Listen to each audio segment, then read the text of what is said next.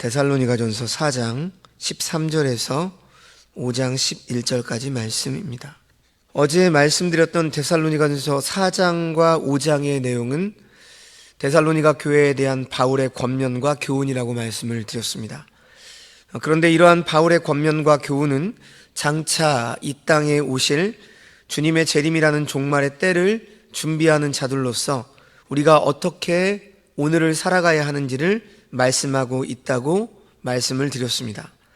그래서 어제 본문 1절에서 12절까지의 내용은 바울이 성도로서의 바른 삶에 대해 권면하고 있는 도덕적인 교훈, 즉 실천적인 성화의 삶을 말씀하고 있고, 이제 오늘 본문인 4장 13절에서 5장 11절까지 말씀은 교리적 교훈입니다. 그래서 주님의 재림에 대한 말씀을 풀어서 설명하고 있죠. 바울은 데살로니가 교회 성도들이 염려하고 있는 재림에 대한 문제들에 대해서 지금 답을 해주고 있습니다. 데살로니가 교회 성도들은 주님의 재림이 반드시 자신들의 생전에 이루어질 것으로 믿었습니다.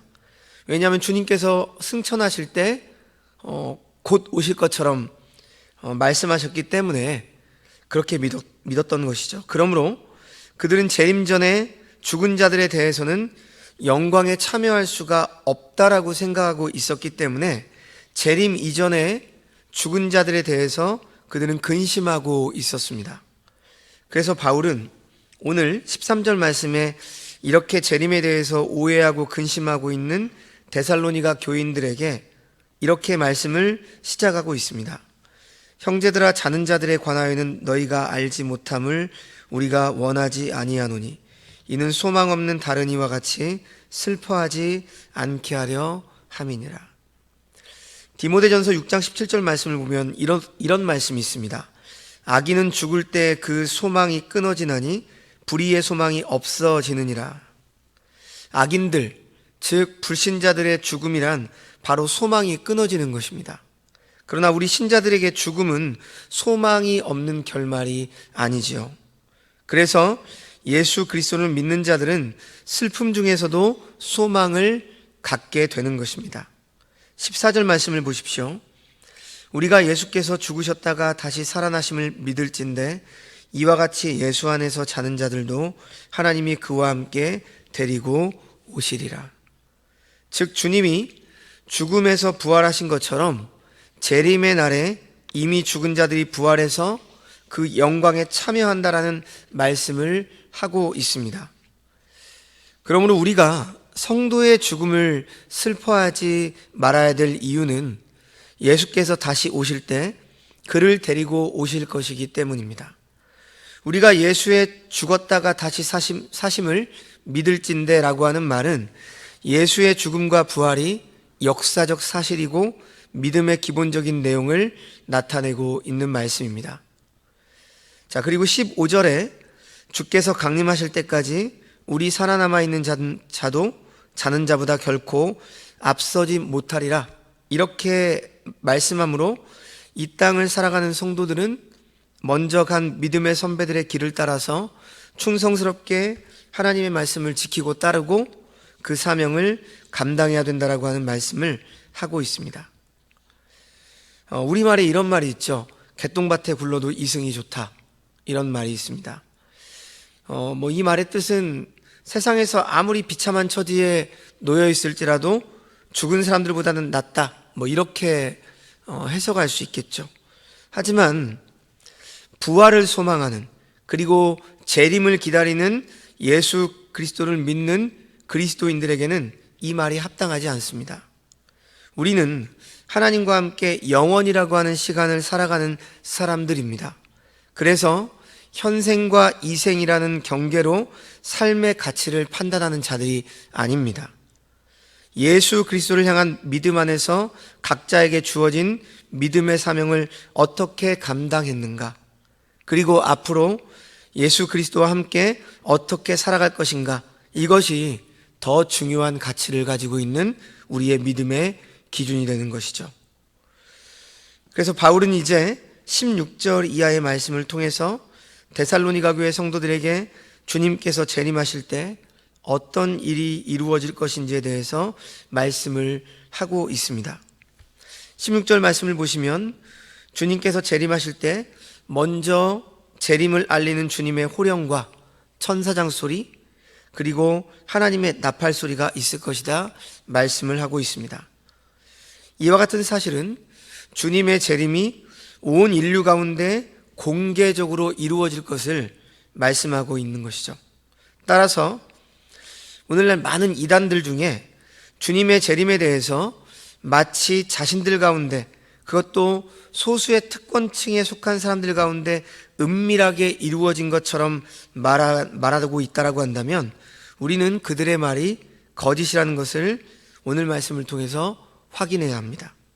그리고 17절 말씀을 보면 또한 주님께서 재림하실 때 먼저 그리스도 안에서 죽은 자들이 일어날 것이고 그 살아남은 자들이 그들과 함께 구름 속에서 끌어올려 공중에서 주님을 영접하게 될 것이고 그 후에 우리는 영원히 주와 함께 있을 것이라고 말씀하고 있습니다.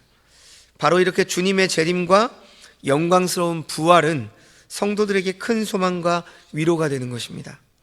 성도들은 이 진리와 소망으로 인해서 동료나 가족의 죽음 앞에서 슬퍼하지 않고 위로를 받을 수 있기 때문입니다.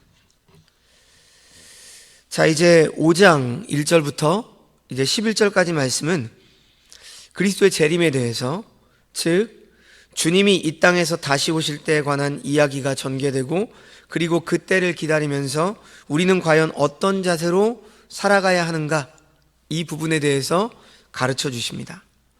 자, 1절 말씀, 형제들아 때와 시기에 관하여는 너에게 쓸 것이 없음은, 재림의 시기에 대해서 데살로니가 교회 성도들에게만 관심이 있었던 것이 아니라 초대교회 시대 대부분의 교회들이 가지고 있던 관심이 이 주님의 재림에 대한 문제였습니다. 주님의 제자들도 주님의 승천 이전에 진지하게 물었던 물음 중에 하나가 재림의 시기에 대한 물음이었죠. 특별히 초대교회 시기에 교회들이 가졌던 재림에 대한 공통적인 생각 가운데 하나는 앞에서도 말씀드렸듯이 이제 곧, 그러니까 자신들의 생전에 주님께서 다시 올 것이라고 하는 기대였습니다. 그리고 이것은 초대교회 성도들의 삶과 신앙에 많은 문제점을 주게 되었는데, 바로 앞에서 언급했던 것처럼 데살로니가 교회 교인들은 자신들의 생전에 주님의 재림이 곧 이루어질 것으로 믿었기 때문에 재림 전에 죽은 자들은 그 영광에 참여하지 못한다라고 생각해서 그들의 죽음에 대해서 슬퍼했던 것입니다. 그리고 또한 그들 가운데 일부는 종말에 대한 잘못된 신앙으로 인해서 규모 없는 신앙생활을 했죠. 그래서 바울은 데살로니가 교회 성도들이 임박한 종말에 대한 신앙으로 인해서 나타나고 있는 이 문제들에 대해서 온전히 가르쳐주기 위해서 데살로니가 전 후서를 쓰게 된 것입니다.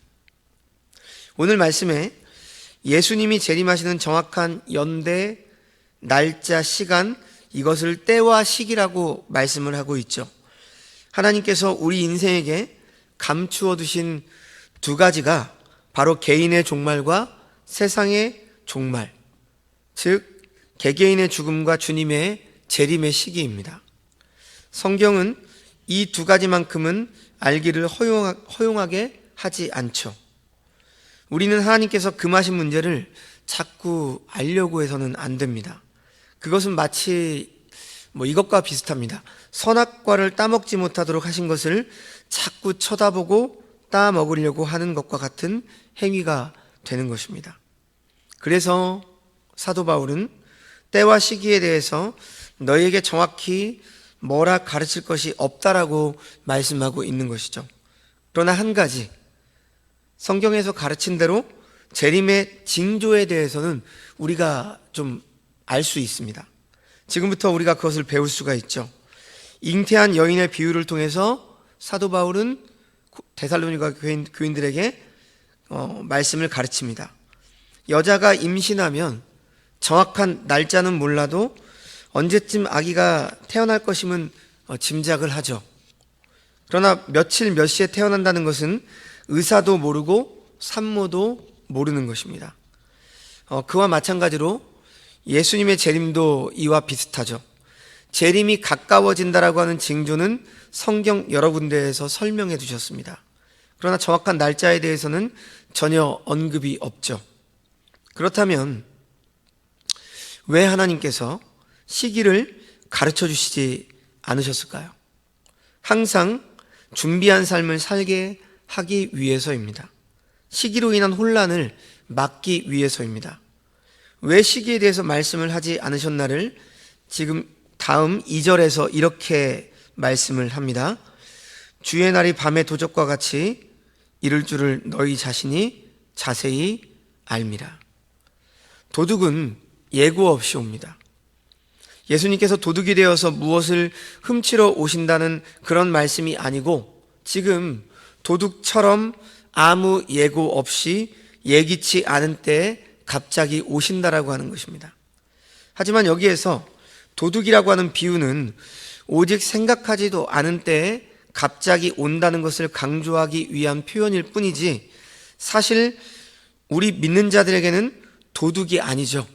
재림주 영광의 주로 오시기 때문에 우리에게는 매우 기쁘고 반갑게 맞이하는 놀라운 그러한 기쁨의 날임을 우리는 기억해야 합니다. 3절 말씀, 그들이 평안하다 안전하다 할 그때 임신한 여자에게 해산의 고통이 이름과 같이 멸망이 갑자기 그들에게 이르리니 결코 피하지 못하리라. 세상에 속한 자들이 우리는 평안하다 안전하다 이렇게 말하며 먹고 마시고 즐기고 살아가죠. 하지만 우리는 이러한 말에 결코 속아서는 안 됩니다. 많은 문명과 문화의 혜택을 받다 보면 이러한 생각이 자연스럽게 우리 안에 스며들 수 있지만 우리는 이런 부분에 대해서 반드시 깨어 있어야 합니다. 왜냐하면 그만큼 재림이 가까워져 있기 때문이죠. 잉태된 여자에게 해산의 고통이 이름과 같이 갑자기 여인에게 진통이 와서 아기를 낳게 되는 이치와 같다라는 말씀입니다. 아이를 가지면 그때부터 10달 내내 진통이 오는 게 아니죠. 해산할 그 당시에 갑자기 진통이 임하지 않습니까? 하나님의 말씀을 정확히 깨닫고 늘 깨어 있다면 우리는 이런 징조를 겪고도 어리석게 세상에 집착하게 됩니다. 그런데요, 오늘 말씀을 보다 보면 우리들이 자칫 주님의 다시 오심, 즉 재림을 아주 무섭고 두려운 일로만 여길 수가 있습니다. 그래서 바울은 지금 재림에 대해서 이런 생각을 하고 있는 데살로니가 성도들을 향해서 계속되는 4절에서 이렇게 말씀을 하죠. 형제들아, 너희는 어두움에 있지 아니하매 그날이 도둑같이 너희에게 임하지 아니하리니. 어둠을 틈타 도둑질하는 도둑이 너희에게는 있을 수가 없다라는 말입니다. 무슨 말씀이냐면 신앙으로 깨어 있어서 늘 성령의 인도하심으로 살아가는 성도들에게는 당황스럽게 주님의 재림을 맞이하는 일은 결단코 없다는 것이죠.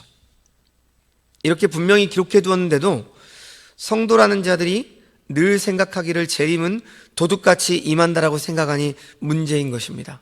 그래서 늘 불안해하죠. 주님이 갑자기 오시면 나는 어떡할까?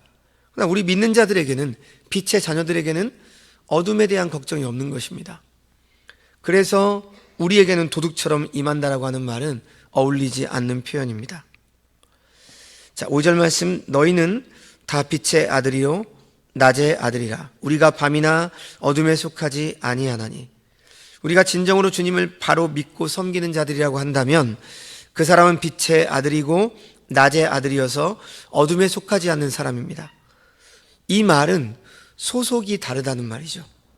그러니 빛의 아들에게는 어둠이 있을 수 없고 어둠이 틈타 오는 도둑도 올 수 없다는 겁니다.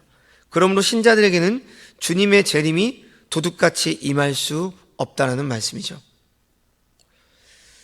이제 6절 말씀을 계속해서 보면 빛의 아들로서 행해야 될 점, 주의사항을 말씀하고 있습니다. 그러므로 우리는 다른 이들과 같이 자지 말고 오직 깨어 정신을 차릴지라. 영적으로 잠들지 말고 늘 말씀과 기도로 깨어 있어 우리의 정신이 늘 하나님께 맞춰져야 된다라고 하는 말씀을 강조하고 있습니다. 그래서 7절과 8절 말씀을 보면 자는 자들은 밤에 잔다. 그러니까 그들은 밤에 속한 사람들이란 말씀이죠. 우리는 낮의 아들이기에 밤의 사람이 아니기 때문에 자서는 안 된다는 말입니다. 육체적인 잠을 말하는 게 아니고요, 영적인 잠이겠죠. 영적인 잠은 절대 자면 안 되는 잠입니다.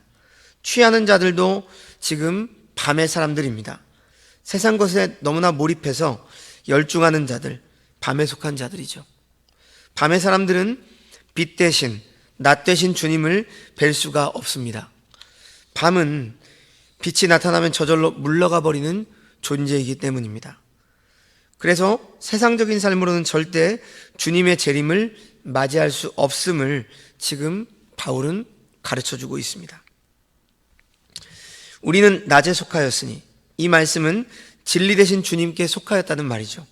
빛 대신 주님께 소속되었다는 말씀입니다. 자, 이제 마지막 9절에서 11절 말씀을 보시면 이 땅에 성도들을 세우신 목적에 대해서 말씀을 하고 있습니다. 9절 말씀에 하나님께서 우리를 그분의 백성과 자녀로 부르신 목적은 노하심, 곧 하나님의 진노의 심판에 이르게 하심이 아니라 예수님을 통해 구원을 받도록 하시기 위함이라고 말씀하고 있습니다. 사도 바울의 짧은 사역의 기간에 복음을 듣고 믿어서 하나님의 백성이 되었던 이 데살로니가 그리스도인들은 다른 데살로니가 사람들처럼 황제를 섬기고 우상을 의지하고 음란과 방탕에 빠져 살 수도 있었지만 그들의 주인 되신 주님을 따라서 세상과 벗하는 넓은 문이 아닌 좁은 문, 좁은 길을 걸어가야 했습니다. 그 외롭고 힘든 길을 걸어가야 하는 이유, 남들과 같이 밤에 속하고 자고 취하고 편히 살아갈 수 있음에도 그 길을 거부한 이유는 바로 영원한 생명이 주님께 있기 때문입니다. 요한복음 6장 말씀을 보면 예수님의 가르침에 실족한 사람들이 주님 곁을 떠나갈 때 주님은 제자들에게 이렇게 말씀하셨습니다. 너희도 가려느냐? 그 말씀에 베드로는 이렇게 대답을 하죠. 주여, 영생의 말씀이 주께 있사오니 우리가 누구에게로 가오리이까? 성도 여러분, 오늘 우리가 세상 사람들처럼 말씀의 기준을 떠나서 편하게 살 수도 있고 또 수단과 방법을 가리지 않고 물질을 취할 수도 있고요.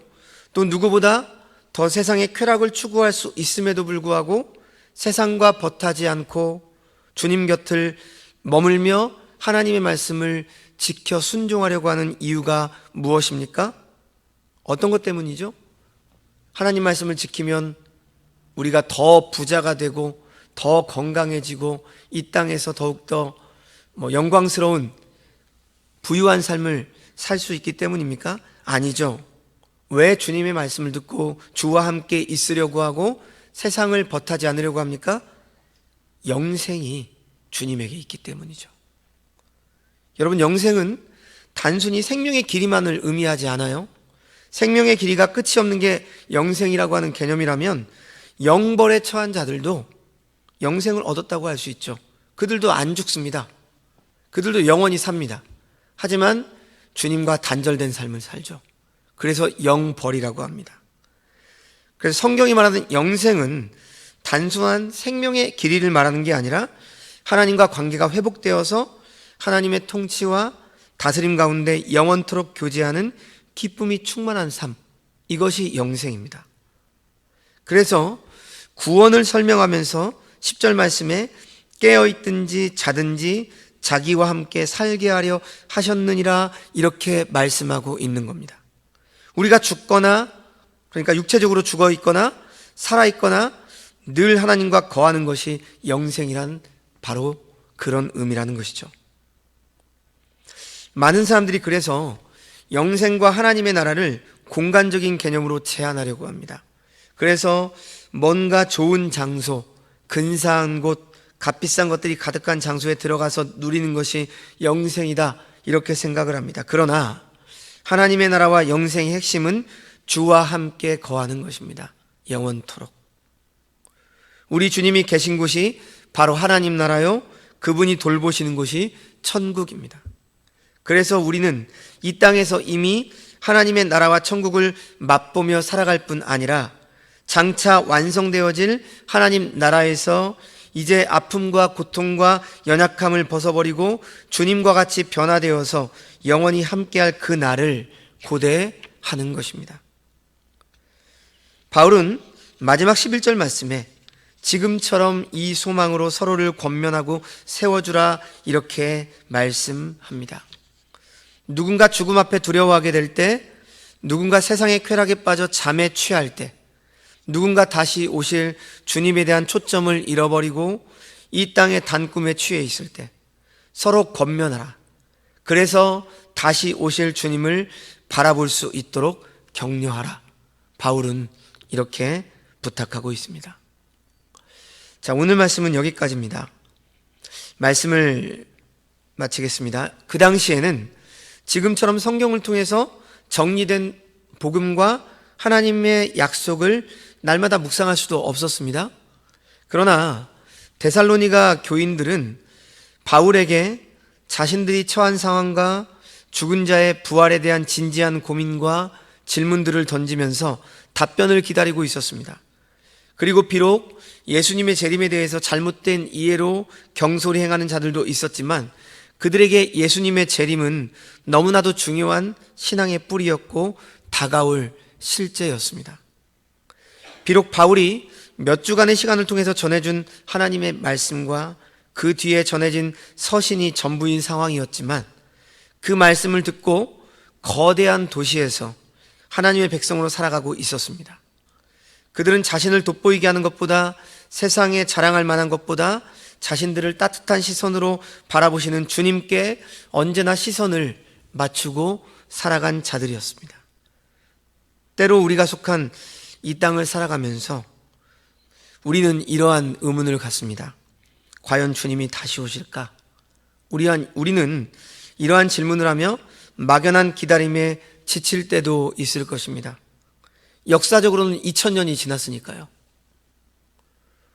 그러나 세상의 화려함에 초점을 맞추지 아니하고 다시 오실 주님께 우리의 시선을 맞추며 나아가시기 바랍니다.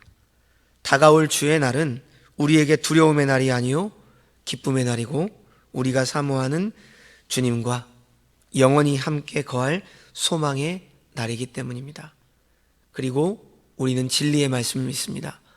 반드시 이렇게 주님께서 오실 것입니다. 우리는 그날을 기다리며 늘 깨어있어 믿음으로 우리의 삶을 복되고 진실되고 정직하게 살아가시는 주의 백성들이 되시기를 주님의 이름으로 축원합니다. 기도하겠습니다. 하나님 아버지, 크고 화려한 것을 뽐내는 세상의 문화 속에 살아가다 보면 때때로 우리는 그 속에 동화되어 주님의 재림과 완성될 하나님의 나라에 대한 소망을 잊어버리고 그 속에서 같이 탐욕의 노예가 되어 달려가고 있는 우리의 모습을 보게 됩니다. 우리를 긍휼히 여겨 주시옵소서. 지금 우리가 다시 오실 주님보다 더 신뢰하고 의지하는 것이 있다면 버리게 하시고 내려놓게 하시고 깨어 낮에 속한 자가 되어 부끄러움 없이 주님께 발견되어지는 주의 백성들 되게 하여 주시옵소서. 그래서 언젠가 주님과 함께 다시는 눈물이 없고 아픔이 없고 고통이 없는 주님의 나라에서 영원토록 교제하며 기쁨 가운데 거하는 그 삶을 소망하며 살아가게 하여 주시옵소서. 모든 말씀 예수님의 이름으로 기도합니다. 아멘.